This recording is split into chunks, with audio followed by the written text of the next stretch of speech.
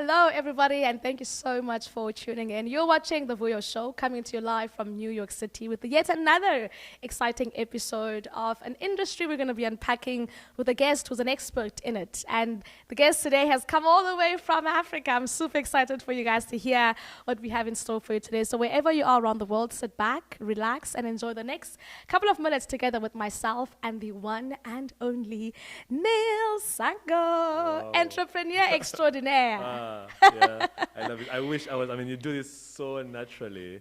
It's almost like give me the feeling of a pilot, you know. Oh, really? Sit down, relax, and enjoy. But thank you so much. It's a pleasure to be here. Yeah. Super excited to see, what's happening here, see what you're doing.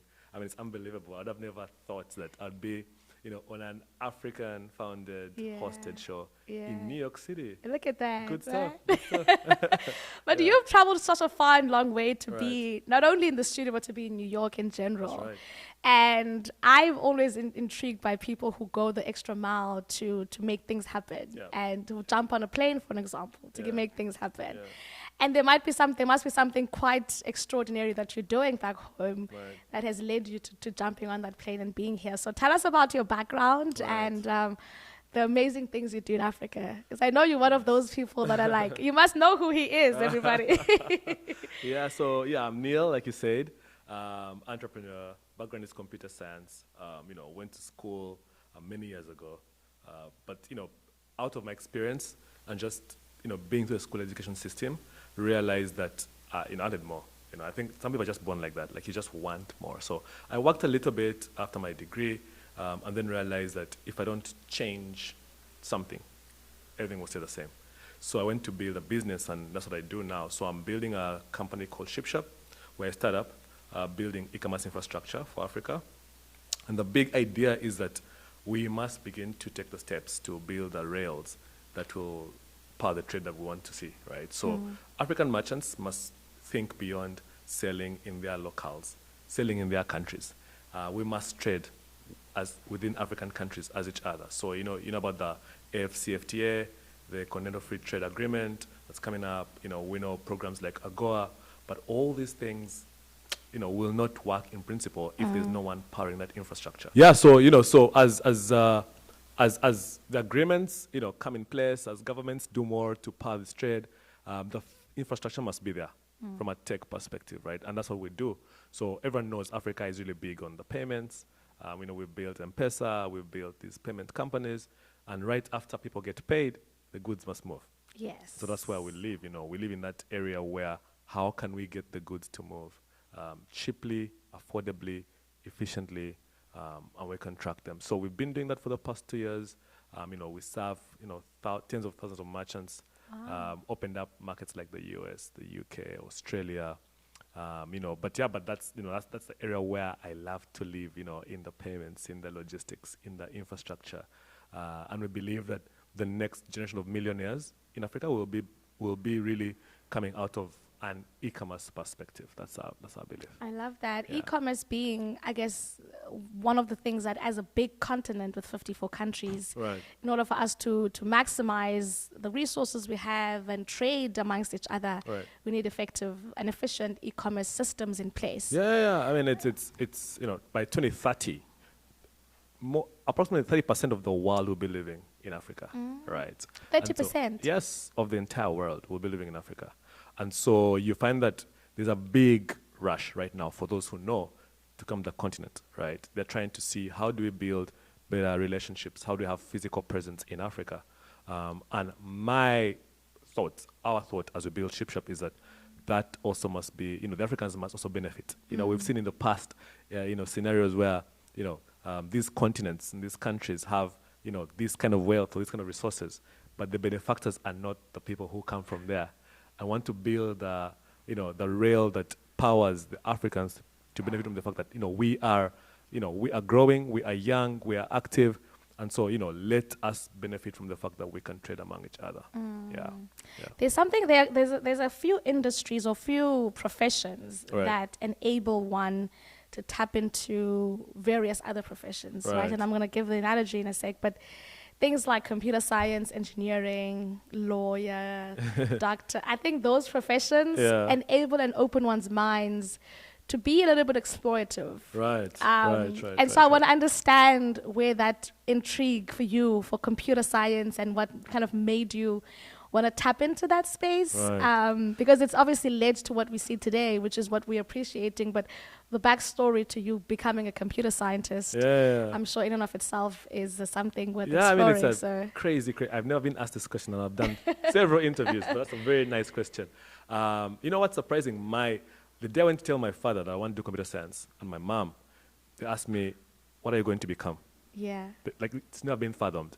Where I come from, in Kampala, I was the first person, I was among the first, it was the first time the degree was being launched in the university where I came from. So, but the background really is, my dad built an insurance company. So, entrepreneur as well, in the early 90s, built a company that went on to become one of the biggest in East Africa. And, one of his trips to the States, I believe, he came back with an old computer, big, massive computer. And I remember I was like, maybe 6, 7 years old. And my first experience was, wow, this is so fascinating. At the very beginning of Windows, right, as we know it. So an old IBM sat there on his desk for years. So I used to go to school, study, come back, on his desk for years, and it was not touched. And guess what? No one could switch it on. Even going on. And so, he would come, he would do it, right? So he'd come, turn it on, do his work, shut it down. And when he leaves, no one could power it. Not his secretary, no one, And then there was like these huge books that come with, because those days, to turn on a computer was like maybe a 30-minute process. And so as a young boy, I just began to read those books and began to turn the computer on. And one day he found me playing games and he was like, oh my God, how do you turn this thing on? And I said, I read the books. And from that day, a passion was born in me for like computers. And I used to just want to, learn more and get more access. And I just knew I had to do something in that field, right? So that passion led me to, begin to read about computers, follow the happenings. I was, again, privileged that he was, traveling and had this access. So many books later, led me to be really at the forefront of what was happening in the space. And that's how my love was built. And I've always been, really at whatever has emerged out of this field, I've been following it closely. And so I sat down with my mom and dad and told them, look, I want to do this course. And they said, what do you want to become? Because in their head, you can either become an engineer, a doctor, a lawyer. And they're like, what does someone does computer science become? And I was like, a computer scientist? And they're like, what is that? Actually, I don't think computer science is a thing. Like, what is that? No, it's not. Professional name. You know what I mean? And so they're like, but I was so passionate. And I wanted, just my mom, she really fought. She allowed me to be what I wanted to be. And, and that led to where I am today. So that's how I got into this field. Would you say that having your dad and just the ecosystem around your family being entrepreneurial kind of sparked that interest inside of you as well to be explorative in pursuits, to not be kind of boxed into doing something that doesn't necessarily allow you to explore? So would you say that played a role in it? Yeah, definitely. So, I honestly believe that there are things that are inborn and the things that are learned, right? So you can learn to be an entrepreneur. A bit of it, most of it you can learn it. But there's definitely something that's born inside you, right? And I used to, like, many years ago, I would just look at my dad just trying to experiment, just trying to go for meetings and just build a case around why I should get business. And for sure, I cannot say that didn't do something in me. It sparked something in me, right?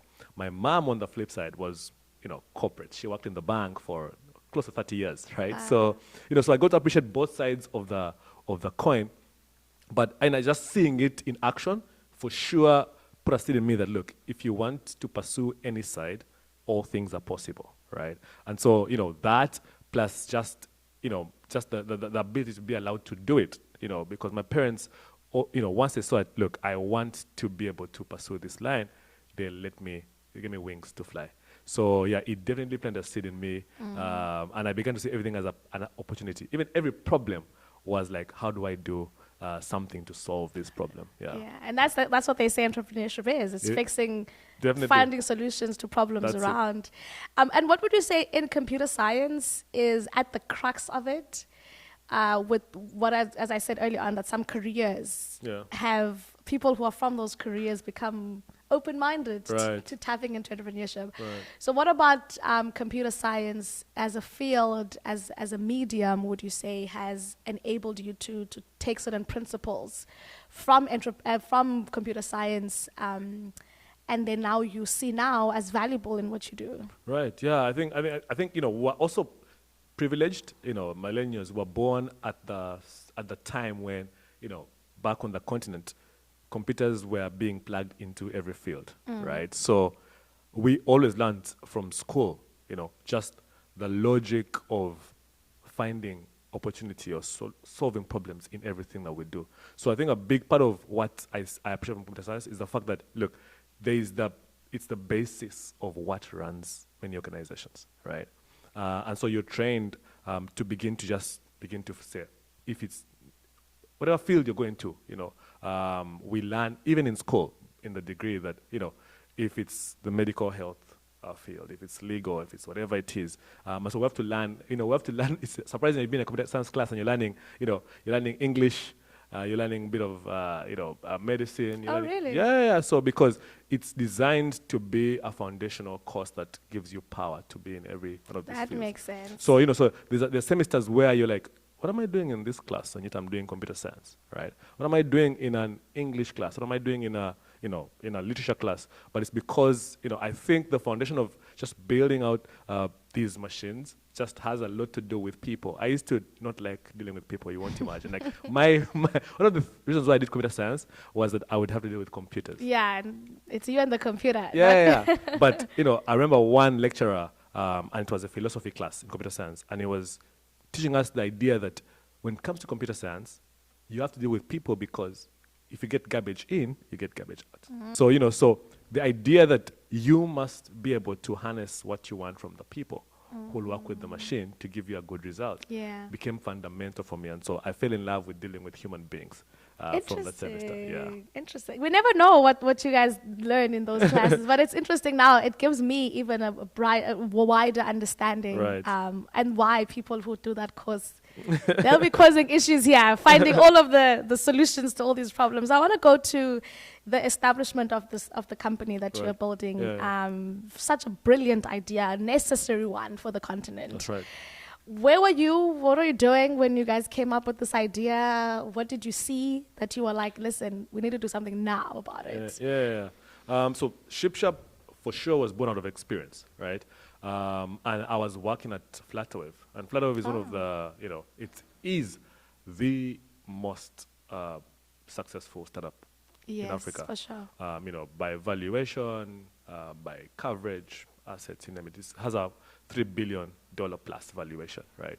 So I was one of the early employees there, led the expansion for 4 or 5 years, and built out payments across multiple countries, more than 15 countries across Africa, and just being able to collect those payments and solve that major problem for merchants exposed me to the next big problem, right? Because every single merchant, so people either sell services or goods. That's it. Yeah.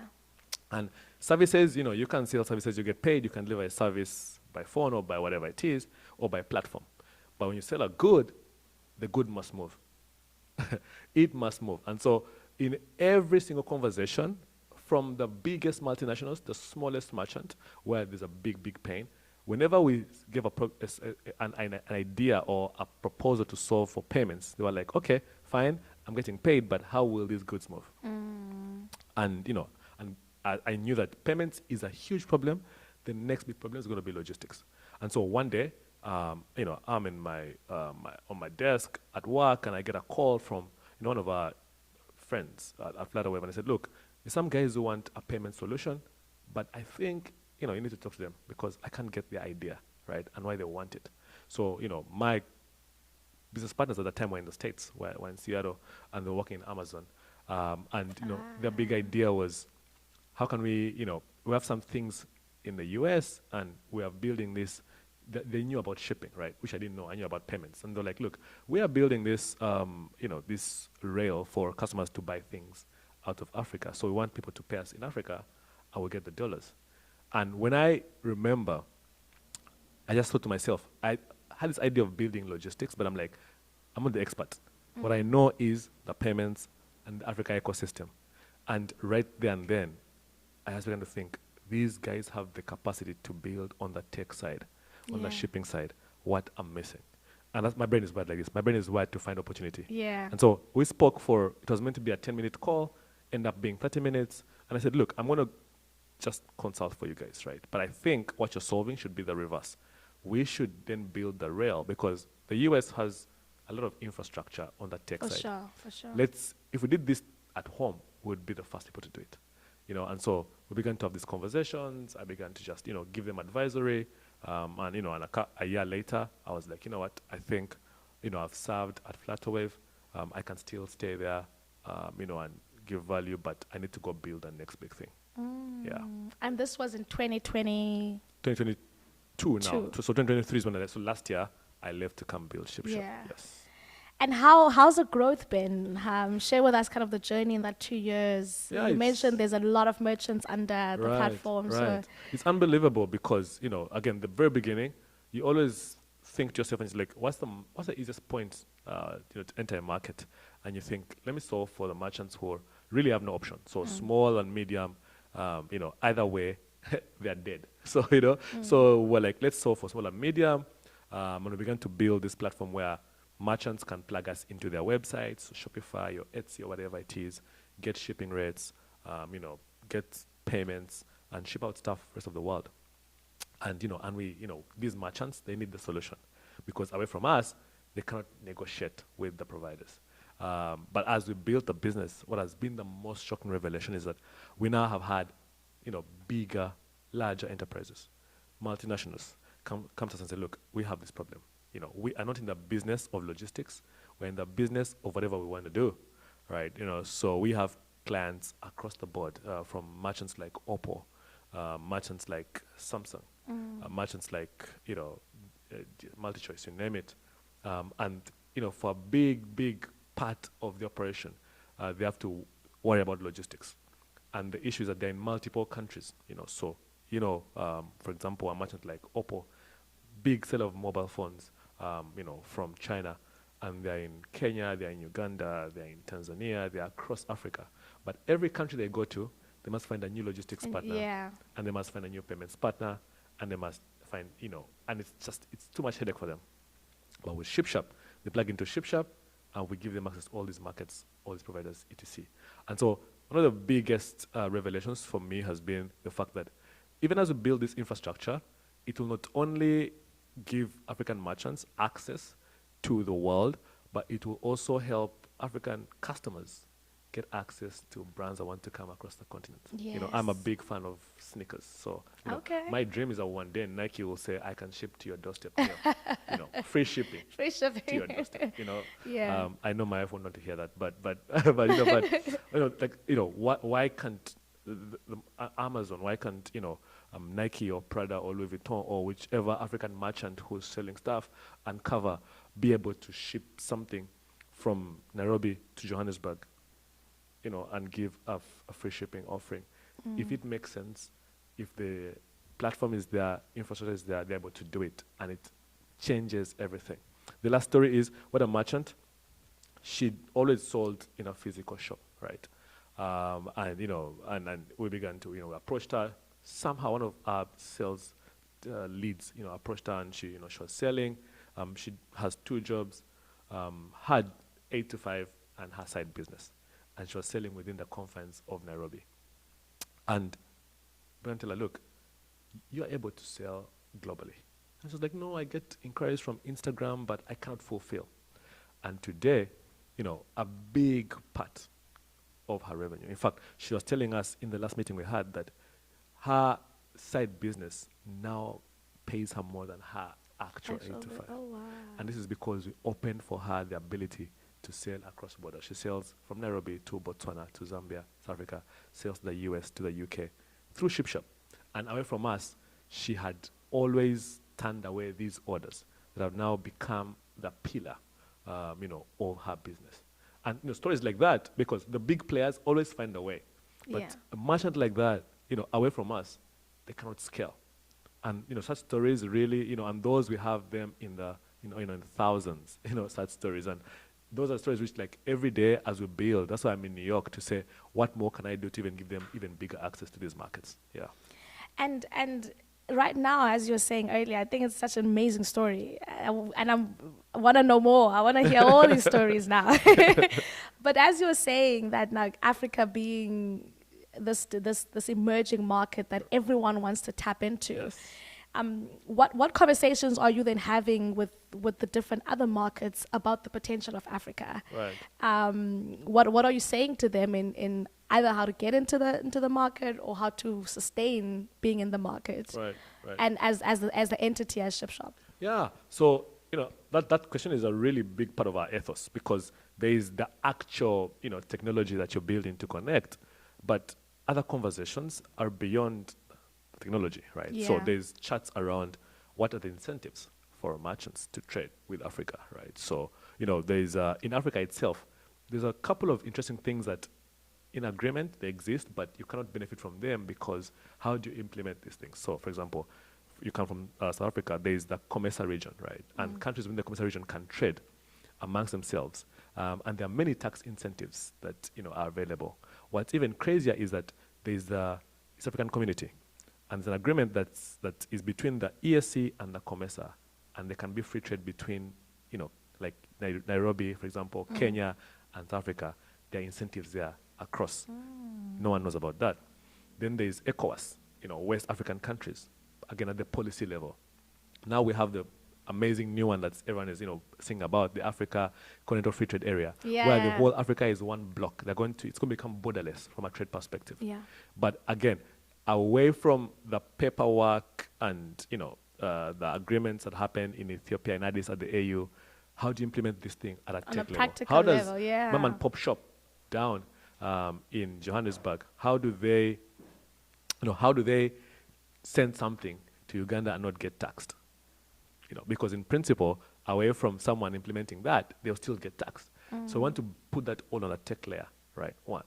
The second idea is, and the belief is that it's still a trust business. Like e-commerce, commerce itself, trade is trust, right? And for the longest time, there's been a shadow over our continent in the fact that, it's fraudulent, it's whatever, but fraud is everywhere.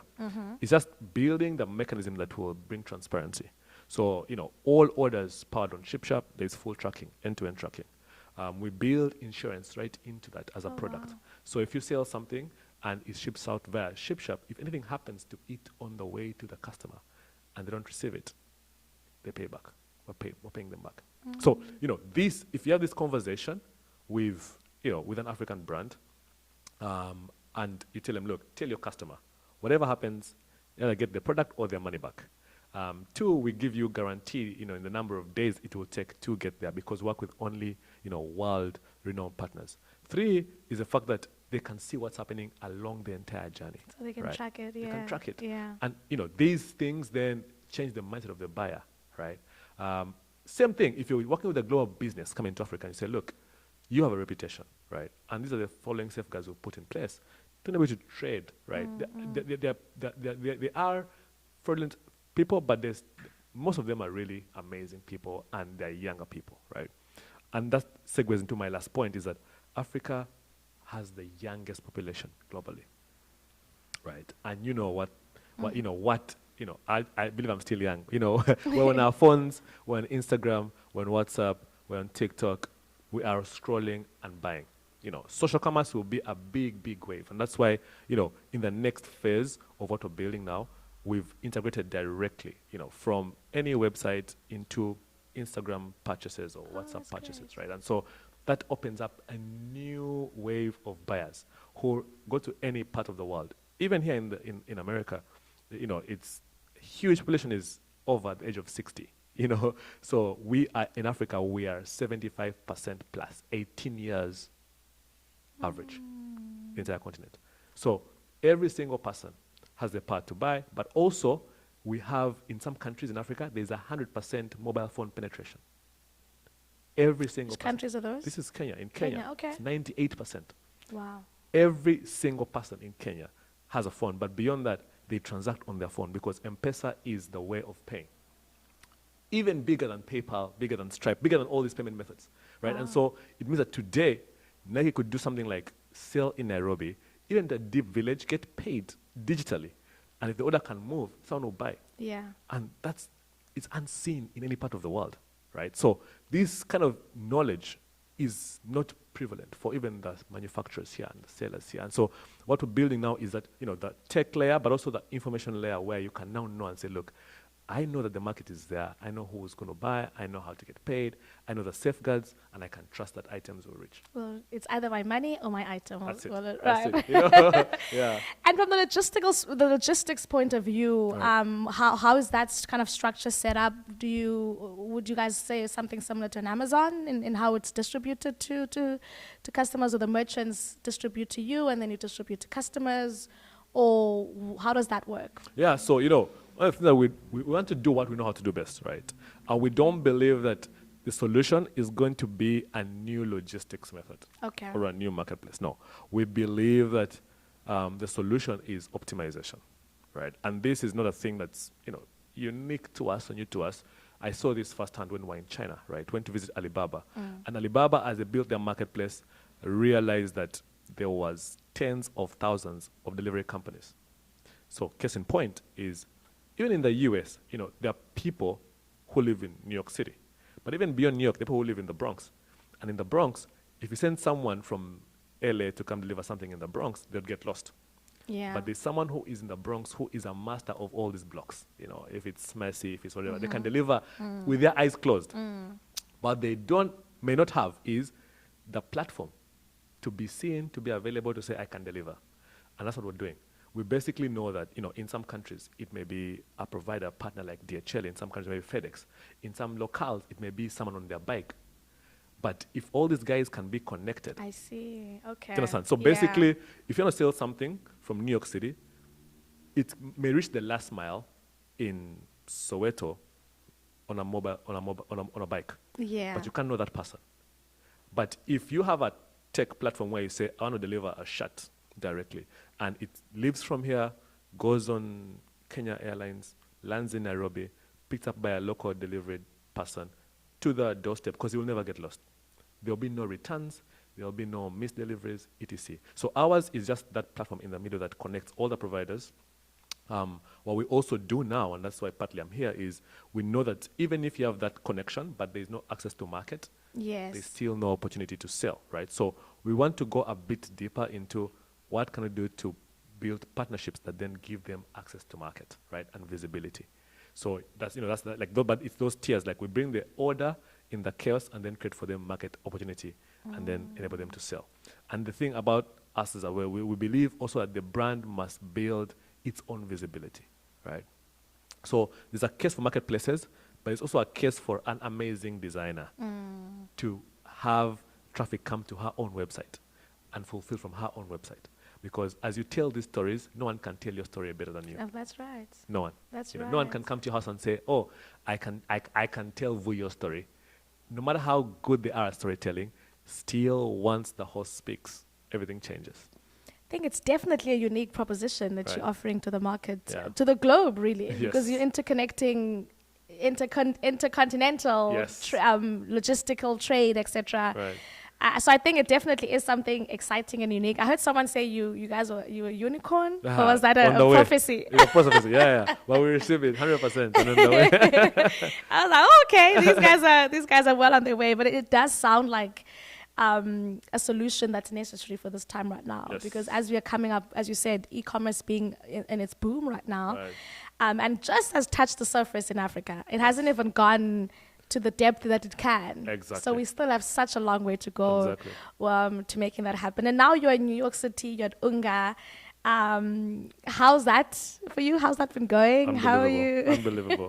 This is a city of dreams, Yeah. Yeah, it's just unbelievable how I was sitting next to one of my, we were in a panel this morning and I was next to a lady and she was from the AP, Associated Press, one of the biggest media houses. Yeah. And that's New York City, right? And I was telling her, it's unbelievable how you can walk into a room in New York and, you're like, oh, hi, my name is Niel and I do so and so. And like, oh, hi, my name is ABCD and I'm the CEO of this multi-million-dollar company.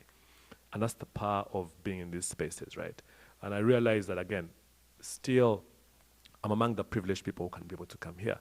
And that's why I'm saying it must count for something. But that New York is amazing. Unga in itself, save for the traffic jam, and madness, in New York City. But it's unbelievable. Everyone is here. People who make decisions are here. People who give the money are here. People who want the money are here. Everyone is in this city, and I think there's value in being in the room when these chats are happening. Otherwise, people will make decisions, and those who are the stakeholders won't be around, right? So we make every effort as Shipshap to say, can we be can we be in the room where ideas are being shared, decisions are being made. We can suggest, our voice can be heard. But even bigger than that, we can begin to make these partnerships possible. Because in every tech partnership, there's a physical handshake that's underlying. Yeah. And those been happening. Every tech partnership, in every plugin, even if it's AI, whatever it is, someone sat next to someone, shook a hand and said, let's do this thing. Let's do this. And I'm going to be that person. I also met you at Unga, so exactly, right? I wouldn't be here if not for Unga. Right, and now we're here. So there's value in just kind of being in these spaces and having these conversations. And I want to kind of touch base on a topic that I heard, I think in 2 rooms that I was at, specifically at Unga, about Africa again, but also entrepreneurship in the continent. And the barriers that come into play, specifically for young people who we know there's a high unemployment rate in many countries. And I find that the only way for us to fix that problem is to create businesses, right? So that there could be these jobs created. That's right. But then the issue comes in where, how do young people found this business? How do they go about doing that? Right. What advice do you have for that demographic of young people who are not in these rooms but want to get this support, this funding, and have these bright ideas and want to provide job opportunities for others, but don't know how to go about doing that? And and you having a startup, how would you say you kind of would help on navigate that journey? Yeah, there's a bit of thoughts I have.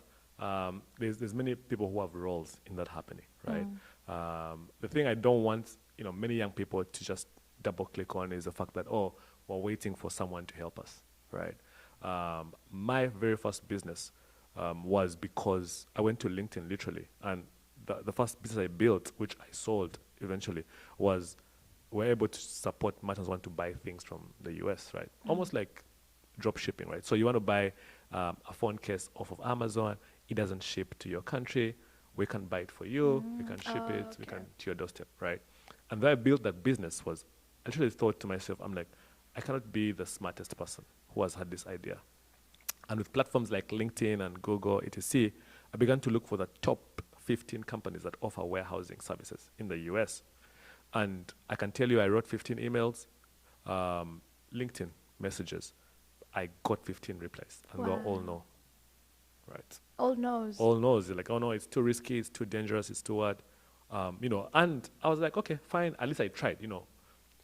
2 months later, I got a LinkedIn inbox from the top company now, the number one, because I ranked them from 1 to 15, and the CEO had been out of office, and he was like, oh, out of office, I saw your message, but I want to hear what you are thinking about. And I told him, I said, look, what are the problems? Because that company specifically had tried to come to Africa and they had shut down. He said, look, it's too fraudulent and it's just too complicated. And I said, look, I'll give you my card. You will get payments from only one person. That's me. I will deal with all the fraudsters here. So everyone else, they give me cash. I'll give you pay with my card, and then I'll handle all the customs. And that's how I got my first breakthrough. And this company, turns out, this guy was an ex-CEO of one of the biggest delivery companies. Actually, I can tell it's DHL. He was the ex-CEO global of DHL. Wow. And that partnership, I've never met that person to this day.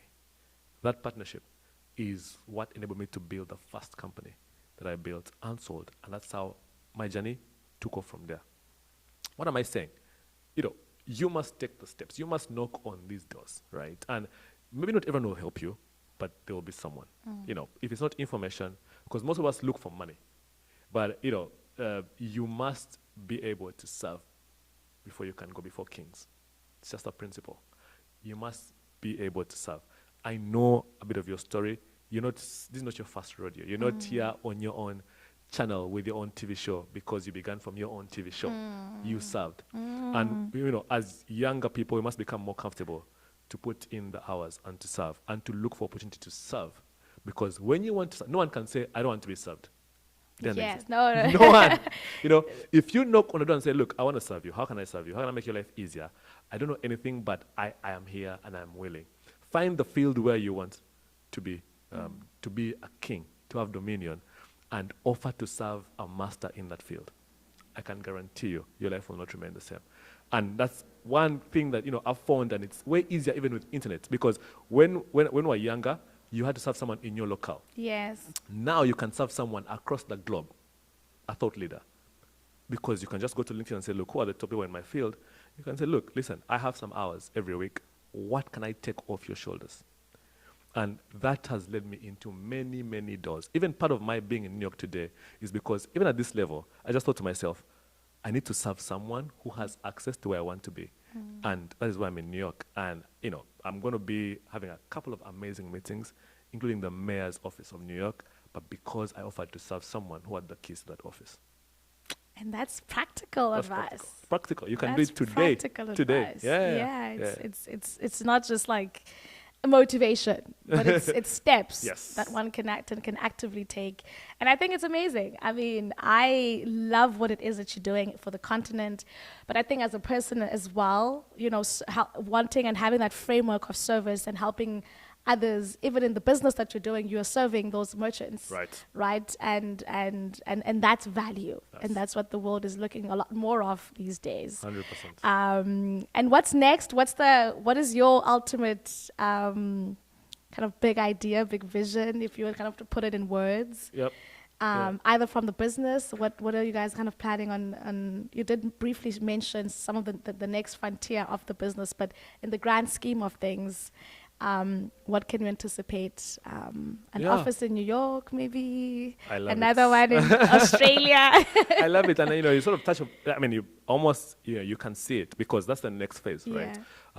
As you begin to, if you say you are unlocking, and removing barriers for trade, you must be in the cities that control the trade, right? And so, for us, big overlooking idea is one, we're moving away from just logistics to become e-commerce infrastructure, right? And that means whatever is touching the idea of, because commerce is trade, so can we solve logistics? Yes, we have solved it. Can we work with people who are solving payments and add it to our proposition? Can we now add platform? As you know, both you and I, that, just the cost of setting up this, a website or, these things is a bit expensive where we come from. So what can we do to give merchants free access to these platforms? Could we work with partners, who are major, or could we give them our own infrastructure and they build this? And then from there, you're thinking, look, I have the payments, I have the logistics, I have the platform, but, I need to access these cities. So that's why I'm in New York City. Can we have partnerships here in New York City, major cities? Can we go to China? Can we go to Guangzhou? Can we go to the UK? Can we go to all these markets that, predominantly want to trade or are already trading with Africa? And as, the next phase for us is those actual partnerships, at a global level that will really power the technology. And so, in the next coming, in the next year for us, it's going to be those partnerships. It's how do we get the 10 million merchants, right, on that continent. And we can see that these merchants really have become the next wave of millionaires because of Shipshap.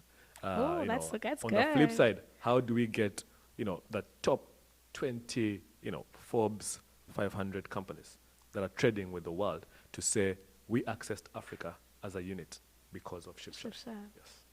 I love it. I love it. And I'm sure people at home are just like, I want to know where Shipshap is. I want to be part of Shipshap. Yes, yes. Come. How do we access? How do we get involved? How does one participate in this vision? It's an important one. Yes. So how do we plug in? Yeah. So there's a online big conversation happening. www.shipshap.com. Our website is available. Our socials are available. I'm on Instagram, Niel Sanhgo. Any ideas? This is my calling, beyond just being a business, I was called to do this. So I'm on my phone almost 24/7. So just drop me an inbox, tag us. If you have any thoughts around what we can do, know anyone who can be impactful in what we're building, want to come join us as well. We're looking for talent, we're looking for talent. So if you want to come join us, drop me a line, let's see. We can never have enough amazing people to build what we're building. Yeah, that's right. And you're building a big vision, so it requires yes. We need to be in the 54 board. countries. Every single one of them. Yeah. We need to be in the major cities, every one of them. And so how many people need? You need a village to do this. You need a village to do this. So yeah, but we're really hiring. Even for now Uganda, for Tanzania, South Africa, we're hiring. So if you are that amazing person, come through and let's change the world. Let's make it happen. Let's make it happen. And here in New York, we are here rallying behind Shipshap. Oh yes, New York City. I may be the one coming to New York. I'll come here and I'll send you to Nairobi.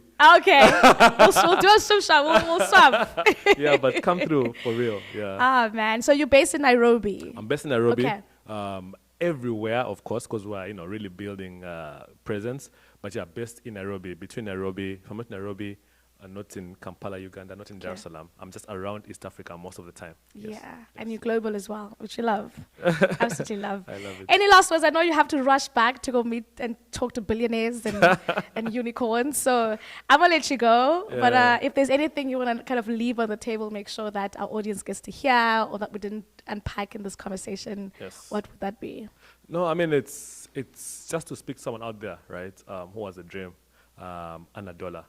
I had a dream and no dollar, right? So if I can do it, you can do it. I think the thing is, the problem is big enough, and the possibilities are just around you. Don't be afraid. Don't be afraid to dare to dream. Don't hesitate to reach out for whatever you want to do. I've seen impossible things come to life. So, if you need a person to believe in you, at least, get to my LinkedIn. At least I'll believe in you. But chase your dream aggressively. None will chase it for you. And wish you all the best on that journey. Hope to see you along the ride. And God bless you. Oh, man. We're going to keep him in Nairobi. We are keeping him here in New York. He's not coming back. He's not going back. I'm here. I'm a New Yorker at this point. You have to. I love this city. I love this city. Oh, man. Thank you so much, Niel. You're welcome. Thank you for coming on the show. And thank you at home for tuning in on this installment of the Vuyo Show. I hope that you were encouraged and inspired as much as I have been by Niel's journey and the vision that he has for the continent and the rest of the world. So, as he said, stay tuned on those socials to follow the journey as well. Yes. Do the right thing. And that's all we have in store for you. So please come back and join us yet again on another episode. For myself, your favorite global darling, Vuyo Show, it's goodbye and have a fantastic one. Say goodbye, Niel. Bye-bye. Yeah, see you peace along the out. ride. I love it. Bye. Yeah.